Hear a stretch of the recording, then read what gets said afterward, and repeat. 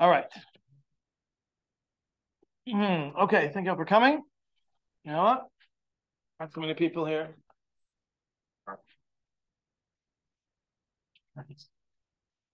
Okay, so a lot of people had asked for some clarification on the things that we had spoken about. Most of those people are not here, but that's okay. I understand that's how it goes when you wait a couple of weeks in between. That's what happens. But scheduling, this was just how it was going to work. Okay, so Mazel Tov, by the way.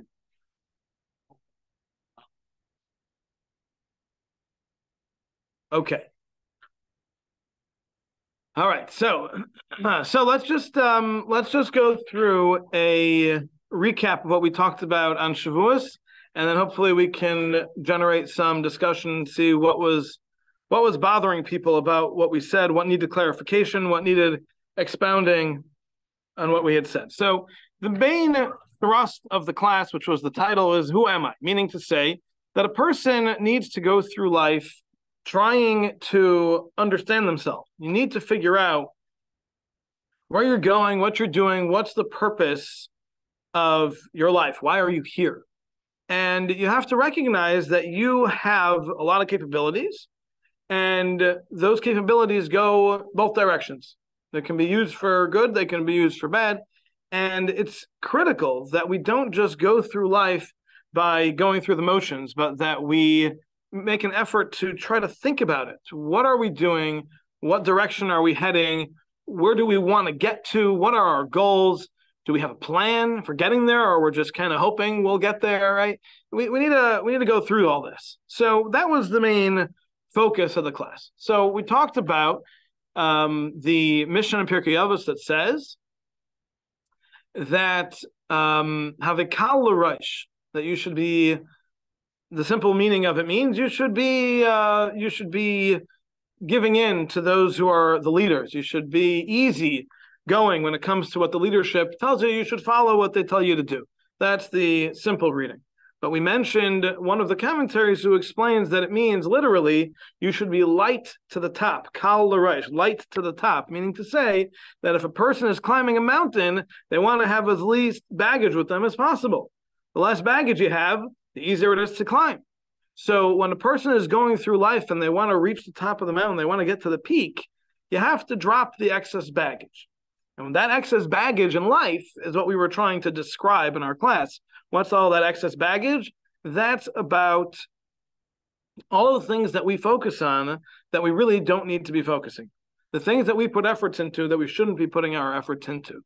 Those are the baggage that are being described. So we said, how do we characterize that? What's what? So we mentioned from the Nefesh HaChaim that a person has two sets of roots. You have spiritual roots and you have physical roots. And everything works on a sliding scale. The more you nourish one side, the stronger it gets, and the weaker the other side gets. It gets malnourished. The more you, and it works both ways. And it can be constantly in flux and changing based on the things that we do and the reasons we do the things that we do. So in order for us to get rid of the excess baggage, we have to diet. You know, we gotta slim down. How do you do that? You do that by trimming off the fat. What's the fat? The fat in life are all these things that we focus on and are involved in and use our faculties to develop. And those things are not really important goals. These are not things that we need to be doing in life. So how do you identify what is and what isn't? So we gave one example, and there are many, but one example is based on that which Rav Dessler writes. Rav Dessler writes that when a person or people in the world are made up of two types, givers and takers. And if you're a giver, you're not a taker, and if you're a taker, you're not a giver. It's one or the other. Now that's a difficult concept because we tend to think of ourselves as being partially motivated by one thing and partially motivated by something else with most things that we do. But Rav Dessler says that deep down, it doesn't work that way. At the deepest recesses of the heart, there's no such thing as compromise. Everything is one or the other. Your ultimate motivation is always from either here or there. It's never both. It's never a combination. What's a taker? Okay, very good. So let's describe them. So a taker is someone who wants that which he doesn't have. That's a taker. Okay? Now, that can sometimes be a good thing. You'd think, what do you mean? I see somebody who's a great righteous person. I want that, but that's not taking. That's not taking. So a taker is somebody who wants to take that which they don't have. Okay? So if I see someone else's car and I want it, just wanting it means that I have the mentality of a taker. Now, I'll never take it because I'm a law-abiding citizen and it's my friend. I'll never do that to them. But if my mind says I want it, that means my mindset is the mindset of a taker. Okay, now, the flip side, much more rare, is the mindset of a giver. The mindset of a giver is when I see my neighbor whose car is having trouble, my initial reaction is I want to help him. I want to fix his car. I want to get him a new car. Now, that'll never happen. I don't know anything about cars. I don't have a penny to my name. I can't get him a car. But what my mindset is, my reaction to seeing that is that I want to give. So that's how, kind of on the surface, you can differentiate between a giving mindset and a taking mindset. So, and a little bit of an extreme example would be if you're walking in the grocery, okay, Publix. You go to Publix, and they have a little stand there, free fruit for kids, right? And they put some fruit there, free fruit for kids. I was walking there with my son, Dovey. He had just gotten braces 2 hours before, and there were a bunch of apples in there. He's like, "Oh, great, an apple." I thought, no. You are not taking that apple, right? But the idea is that when you walk past something and you see free, is your automatic reaction, I want it. It doesn't cost anything. So it's only a gain. It's only a profit, right? There's nothing wrong with taking it. It's literally free. It says on it, free. They want me to take it, right? So is there anything wrong with taking it? No, there's absolutely nothing wrong with taking it. But the mindset of a giver is, oh, I know someone who would want that apple. Let me take it and give it to them. That's the mindset of a giver. Here's an opportunity for me to give. That's a different mindset. It's a whole different mindset. When I remember when my Racheli was, I don't know, she was probably 6 or 7. Well, yeah, probably 7. And she had gone to a birthday party, and they gave out ice cream sandwiches. And it was down the block from my house. And I came home. She was at the party still. And I opened the freezer, and I see a little ice cream sandwich in the freezer. And there was a little dotted line written down on the wrapper down the middle. And on one side it said Dovey, and the other side it said Y. I was like, what is going on here?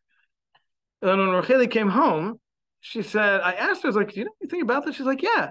Like, I got this ice cream sandwich. They gave them out. But I know that my siblings, Dovey and Yeshaya, would really want it. So I ran home and I put it in the freezer, and I wanted it to be half for Dovey and half for Yeshaya. I didn't know how to spell Yeshaya, so I just wrote a Y. But like her mindset was, here's an opportunity for me to give. And that's a beautiful thing. It just usually stops at around the age 7. It doesn't usually extend past that. I mean, Baruch Hashem, she's very good. But that mindset it's just a different way of life. So Rav Dessler says that the core of every single decision that a person makes is either giving or taking. And that's hard to understand because you get up in the morning, you go to work. Am I giving or taking? Well, the answer is, in most circumstances, it depends.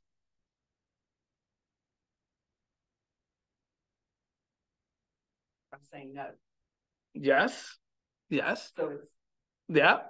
Oh, this is very complicated. This is not a simple thing. Yes, there will be instances in which taking is giving and giving is taking. Not even just saying no. We're talking about where someone can actually be taking and in the process be giving.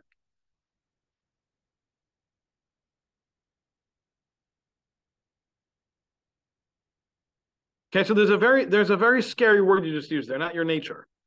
So I want to clarify what you're saying because I don't want people to get any misconceptions.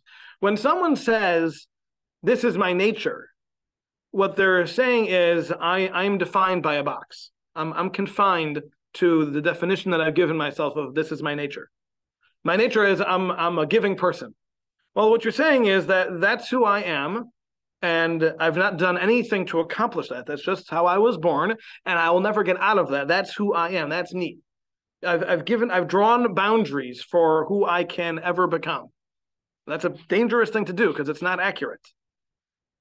Because you can go down from there or up. You can, absolutely. There's no such thing. And Rabbi Salanter writes this in our Yisrael. He says, a person who says that this is against my nature, they should understand that they are quoting their Yetzer Hara. That's what he says. If you say it's against your nature, that's your Yetzer Hara talking. Because what you're saying is, I'm limited. You've given yourself limitations that Hashem never gave you. Who said that you're limited to that? If Hashem gave you an opportunity, take the opportunity and see what happens. Don't assume you can't do something. That's your own, you're giving yourself your own boundaries and saying, this is as far as I can grow, not further. So it's not a good mentality to have. But if someone has it as a good thing, but they also, what they're saying is, I haven't earned this. It's just who I am. This is how Hashem made me. I haven't done anything to accomplish this. And you know something? That could also be a terrible failure.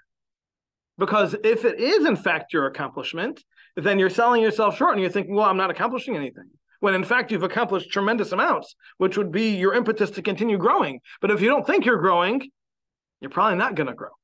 You know, so the whole "this is my nature" thing, we want to try to avoid that. It's not a healthy mindset, but not negating what you're saying. What you're saying is accurate. I just don't want to use the same words. Okay, so if someone says, even though this is difficult for me, I'm going to do it. Okay, that's a much better mindset. This is not easy for me, but I'm doing it anyway.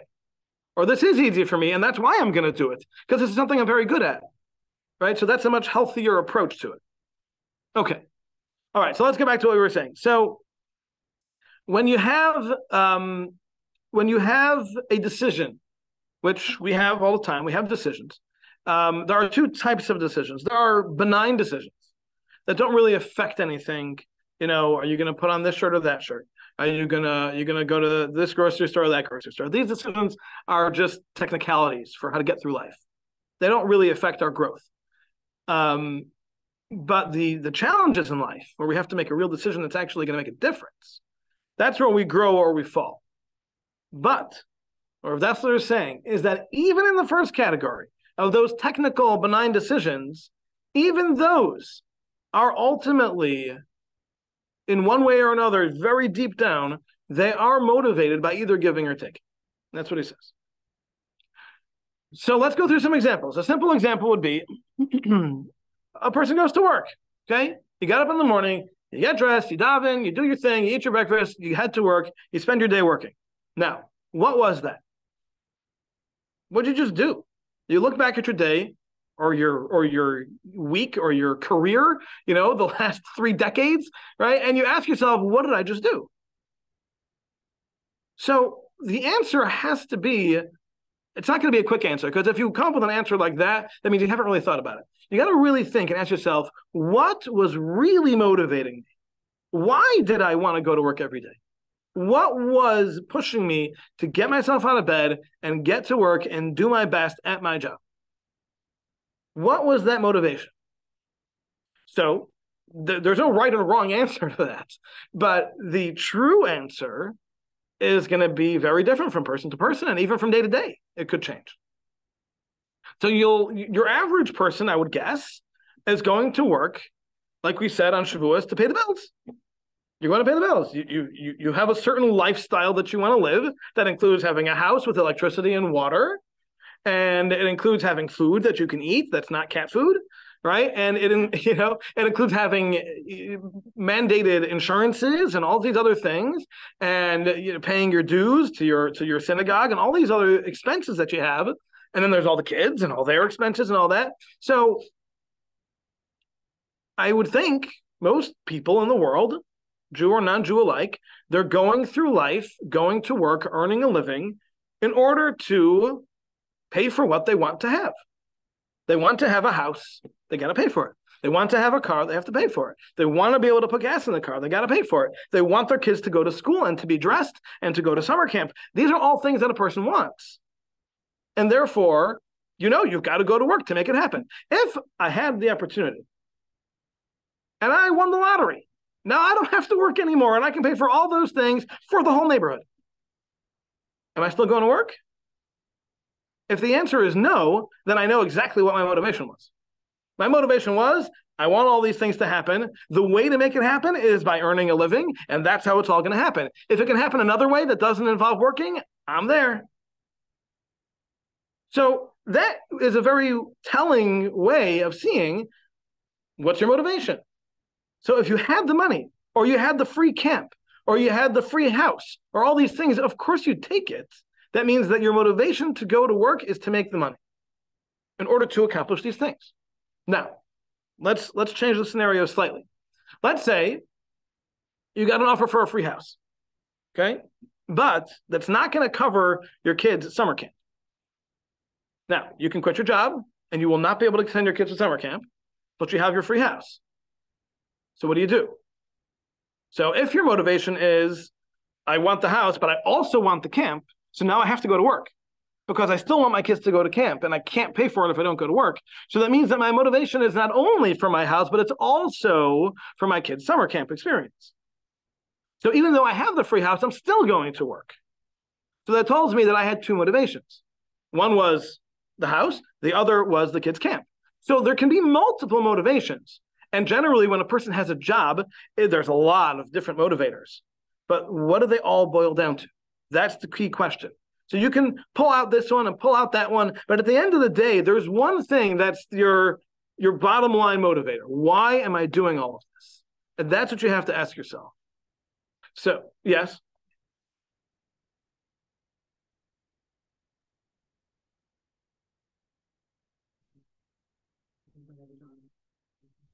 But people who choose specific types of jobs, people who have the luxury to choose jobs where they are helping, caring, medical people, teachers, people who are in those professions.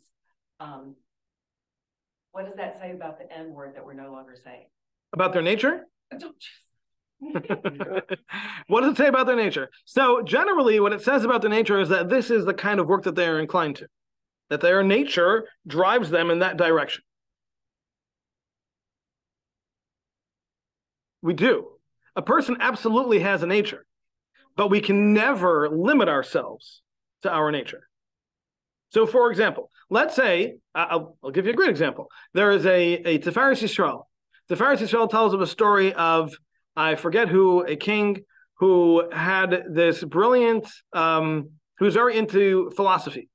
And he had this artist who was able to create images of people in the past. And he drew up like a caricature of, he asked him, he said, I want you to draw Moshe Rabbeinu. Not a Jewish king. And so this artist got to work and he got it and he worked at it. And then the king took this image and brought it over to the mental health professional and said, describe this person to me based on their face. And he took one look at him and said, he's a murderer. Bloodthirsty. So he went back to the artist. He said, no, you got the wrong guy. And he said, no, I'm positive this is accurate. He said, well, what's going on? So he went to the rabbi, and the rabbi said, yeah, Moshe Rabbeinu had a bloodthirsty nature, but he channeled it. And he used it properly. The Gemara says if someone has a lust for blood, he should become a shochet, he should become a moel, because there are ways to channel it. So a person's never stuck. A person can always use their nature, so to speak, and they can use it for the right ways, and they can get out of it too.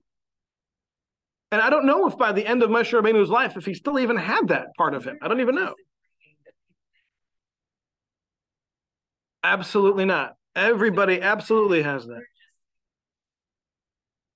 Can't use that as boundaries. Correct. Correct. Absolutely. You can't draw a box around yourself and say, this is as far as I can go. That's correct. A person definitely has nature. I mean, look at Yaakov and Esau. Yaakov and Esav were going two different directions, right? They definitely had different natures, and yet Yitzchak wanted Esav to be the head of Klal Yisrael. Why? What was that all about?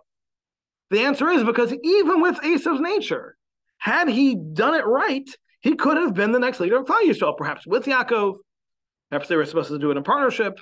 But Esav, Yitzchak expected to be the next father of the patriarch of Klal Yisrael. Even though you could tell his nature was different. He was born red with a full coat, like he was certainly going to be very different than Yaakov. The Torah describes them as being very different. So certainly they had different natures. No doubt about it. And in fact, the Chavos HaLevavos writes that when a person needs to find a job, they should look for something that suits their nature. He says, because that's Hashem's way of showing you what kind of job you should be getting. So of course, you certainly need to recognize your own nature, recognize your talents and your failings, and find something that's appropriate for you, 100%. Okay. So you have a person who's going to work. We've already discussed the average person is going to work so that they can buy what they want. They can have their house, they can have power, they can have their clothes, etc., all the things that they want to have. Then you have somebody who goes to work with a very different mindset. They're going to work because they want to be able to, let's say you've got somebody who really believes in helping the kids in Uganda. And this is it. This is just what they want to do in life. They want to help those poor kids in Uganda. So they go to work and they send 98% of their income to help the kids in Uganda. Now, why are they going to work? They're going to work because they want to help. Now, they keep 2% of their income. Does that make them takers? No, that does not make them takers.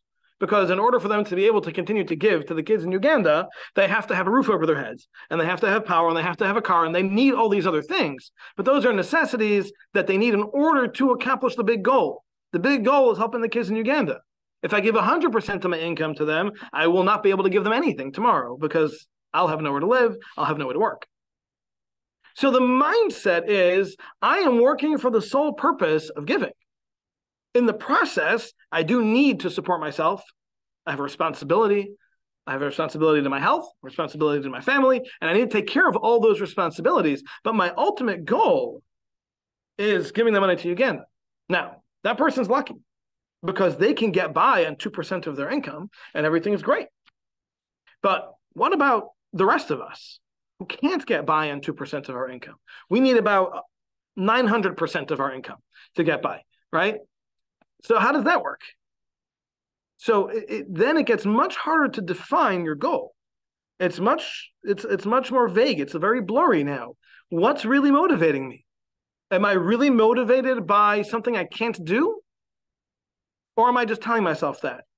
But in reality, I'm motivated by, I want A, B, and C. I want to be able to keep my car. I want to be able to keep my house. I want to be able to keep my electricity on, all these other things. What's really motivating me? Are those things that are byproducts that I have to have them, they're necessities in order for me to accomplish my goal? Or have they already replaced my goal? And now they really are my goal. So that's the question that I think most of us find ourselves in. That state of what's really my motivator in life.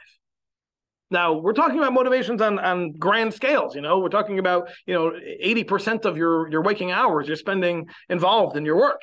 But this is applicable to every decision we make.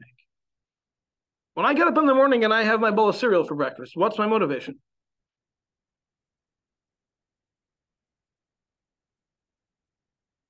If you think about it, you've got a lot to answer. Am I eating this because I like the way it tastes? I want it for me because I like it? Or am I eating it because I need the energy? And I know that without this, I'm not going to make it through my day. I'm not going to be productive. And then I'm not going to reach my ultimate goal. And I'm going to venture to say that most of us will say the answer is both. Of course it's both, right? The bottom line is, Rav Dessler tells us it's not true. Yes, there is at a certain level, there's both, but that's because you're not getting deep enough. Deep down, you have to ask yourself, what is my core motivator? What's the main thing that's pushing? And that's a lot harder to identify. So, Rizesler gives an example. There are very few people in history who are living like this, but he gives a couple of examples of people who lived as true givers. The first example is the Chafetz Chaim. Did we mention this on Shavuos? Did we mention the Chafetz Chaim? Yes, we did. Okay, so I'll just review because I don't remember. The Chafetz Chaim opened a grocery store to earn a living, to support his family. Right? That's what we did. Okay. Right? So he ended up closing the store because somebody else was losing. So the guy next, the other shop in town's losing business. I can't do that because that means that I'm not giving, I'm taking, because I'm taking away from someone else's business. It's 100% fair trade. There is absolutely nothing illegal about it. That's business. That's the wording. That's business. That's how it works, right? That's just what you do. I remember years ago, we had a businessman's lunch and I was discussing a certain halacha in business and someone said, oh, come on. So what do you mean? This is the halacha. He said, it doesn't matter. That's business. That's how we do it. I said, no, that doesn't matter. Actually, the halacha says, I don't care what your business is. That's not the way the Torah says you're supposed to live your life. And eventually what convinced them was, I don't know if you remember this. It was about hiring people who are working for others. Okay, so the class was having a very hard time with the parameters of the halachas of hiring someone who's already working somewhere else. And the way I finally got people to agree with it was when I said, would you do that to your brother?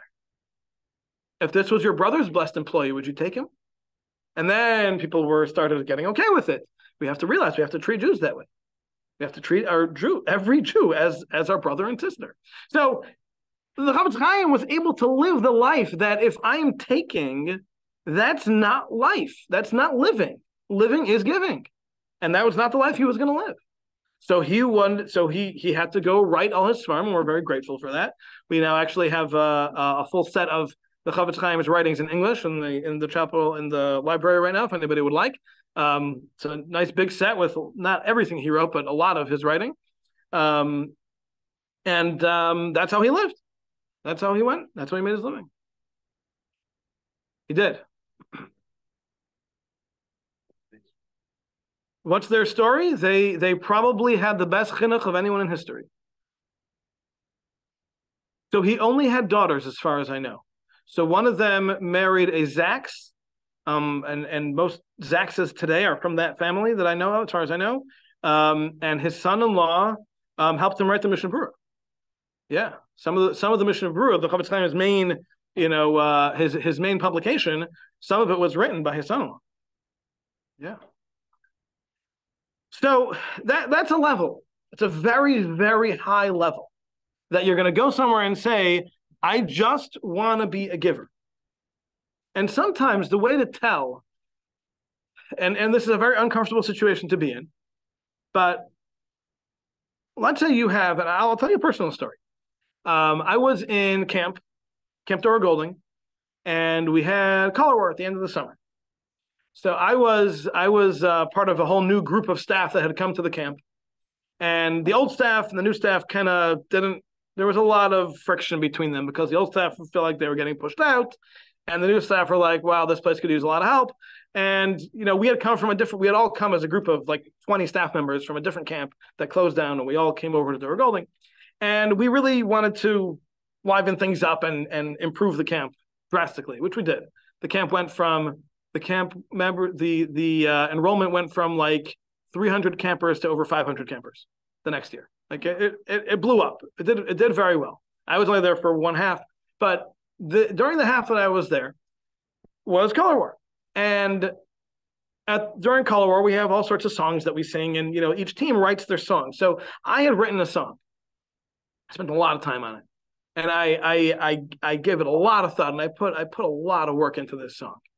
And I showed it to the head counselor, and he's like, "This is going to win color war for you." It's like, this is it. He pointed out a couple of lines. He's like, "These are amazing." I said, "Great. Okay." So One of the other people on the team was an old staff member who'd been there. He'd been in the camp for 10 years. He was there as a camper, and now he's a staff member and everything. And he's like, I'm writing the songs. Like, I wrote the song already. He's like, no, I'm writing the songs. And he took it, and he like scribbled a bunch of things out and rewrote a bunch of things. He's like, this is the song we're using. I was speechless. And that's what they did. And they used his version of the song. And I was sitting in the back of this cafeteria, which holds like 800 people. I sat down on the back table and I just started crying. I did. I was literally crying. I was like, he ruined my song. Because in my mind, I wanted the credit. I wanted to be the one who wrote that song, that one color war for my team. And I wanted everybody to know it. And I didn't get it. Now, I don't remember who won. I don't remember any, beyond that, it didn't matter to me anymore, right? Because at that point, I didn't care who won. He took my song and he ruined it. And that bothered me because I was not being a giver when I was writing that song. I was absolutely being a taker. I didn't think of that at the time. At the time, I was like, what do you mean? I am literally winning the game for my team. I am the biggest giver in history. But the reality was I was a taker. I was trying to be a taker. And when my plan was foiled, I broke down. Now, on the flip side, there was a project here in Savannah that needed to get done. And I came up with the idea. I put it together. I asked someone if they wanted to help me with it. And they completely took it over. Completely. I wasn't mentioned. I had nothing to do with it by the time it was done. Wasn't even there. And I was thrilled. I was thrilled. And this project was a phenomenal success. And I was like, I'm glad it got done. And I realized then that this was different. This was something that I cared about it getting done, not about my getting it done. And that's the difference. The bottom line is that is where it's at. Is it the goal that needs to be accomplished, or is it that I need to be the one to do it? And if it's the I that needs to be the one to do it, that means I'm taking. Because that tells me that my motivation is me. It's about what I get out of it. And that's a problem. That's not giving. That's taking. As much as it looks like giving. We all understand. Somebody who gives $1 million to get their name on the building, they're giving. Sure, they're giving. But why are they giving? Well, if they need their name on the building, there's a pretty strong likelihood that they're giving because they want that recognition. Now, it might not be. It might not be. It might be that they're really giving because they want to give, and this is something that comes along with it, and that's fine. There's nothing wrong with that. But it might be that they're doing it because they want the prestige. They want the honor. So these are the questions we have to ask ourselves. All right, what else? It's your job not to fight for your song that God gave you the talent to write. Was it my job? That's a very good question. God gave you the talent to write the biggest song. That's a very good question. That is an excellent question. What was going through my head at the time was, this guy is bitter. He just had a whole group of young kids come in and take him over. And he is bitter. And if I don't let him do this, I'm going to be feeding that bitterness. And I'm going to be strengthening a machlekes. I didn't want to do that. The battle within yourself. Yes, absolutely. Absolutely. But I decided it's not worth it. That was my decision. So I went to I said, go for it. And I went to the back of the room. And that was it. But you're right. That's a good question.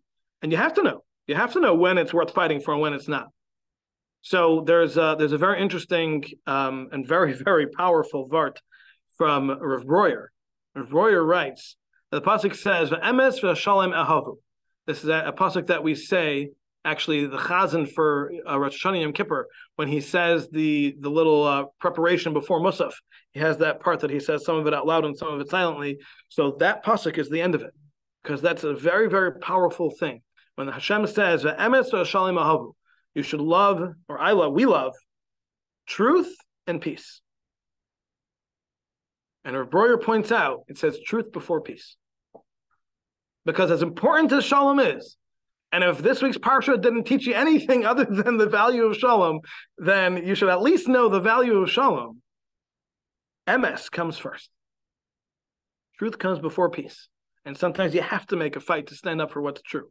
So you're absolutely right, but you have to know the parameters. You have to know, am I really fighting for what's right, or am I fighting for what I want? And that's the hard part. And sometimes you got to let someone else take that fight. Sometimes you tell yourself, well, why aren't you standing up for this? It's right, isn't it? And I'll say, yeah, it is right, but I'm not the one to stand up for it because my personal involvement will not be good here. I need someone else will do it, then they'll do it. So you have to know. There's a lot. It's a very complicated question, and every scenario is going to have a different answer. It's not a black and white. But yeah, you absolutely have to know. Okay, let's talk for a second about a marriage. Okay, so in a marriage, you have. Let's just take the man because it typically works this way. So you have a guy, and he wants to make his wife happy. So he buys her a gift. Okay. Now, is he a giver or a taker? Depends, right? What? Motivation. What's the motivation? What do you want? What do you want? So if the answer is, I just want her to be happy, then that's giving. If the answer is, I want her to be happy because, that's taking. Depends where it goes. Depends what the end of that line is. What's the core of the motivation? If he wants her to be happy because when she's happy, he's happy, then he's doing it for himself. And that's usually the way it works. Being honest, that's usually the way it works, right? Happy wife, happy life. It's a real thing. If she's happy, he's going to be happy. And he doesn't want to be unhappy, so he wants to make sure she's happy. So he'll get her whatever he needs to get her. He'll do whatever he needs to do to make sure that she's happy. Why? So that he can be happy. So ultimately, you're serving yourself. And being self-serving is not giving. As much as it looks like giving on the surface. I just bought her a $10,000 ring. Yeah, you bought her a $10,000 ring so that you'll be happy. And that's just what it took, right? So you have to look at every single motivator and ask yourself truly and honestly, what is it? Why am I getting out of bed in the morning? Why am I earning a living? What's motivating me to do these things? And hopefully we can get to a point where we can say with some degree of confidence, because I'm considering giving it. At least that, because maybe this way I'll have an opportunity to give some tzedakah, or whatever it is. If we can just recognize that this is something to think about. And so much so that Rav Dessler says this is literally what all of life boils down to.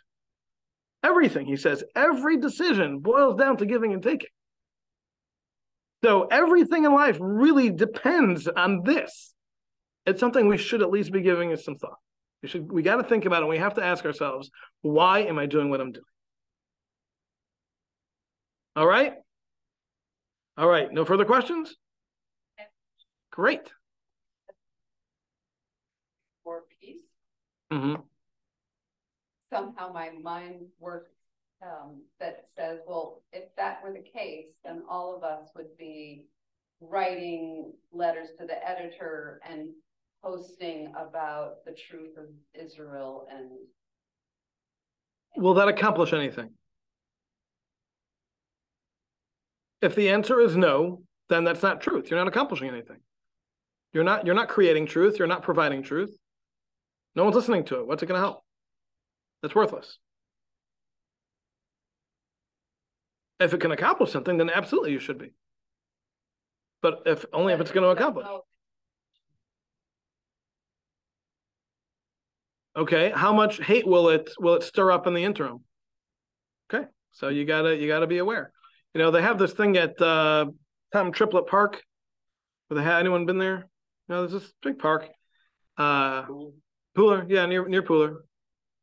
Huge park, and they have this long trail that goes through the park, and along the way they have these little stops where people can set up little things like gazebos and different things. And there's some organization that wants to create cultural awareness, so they have some sort of agreement with the Tom Triplett that they will be allowed to give people spaces along this path to create cultural exhibits every Sunday, or it's one Sunday a month or two or whatever it is.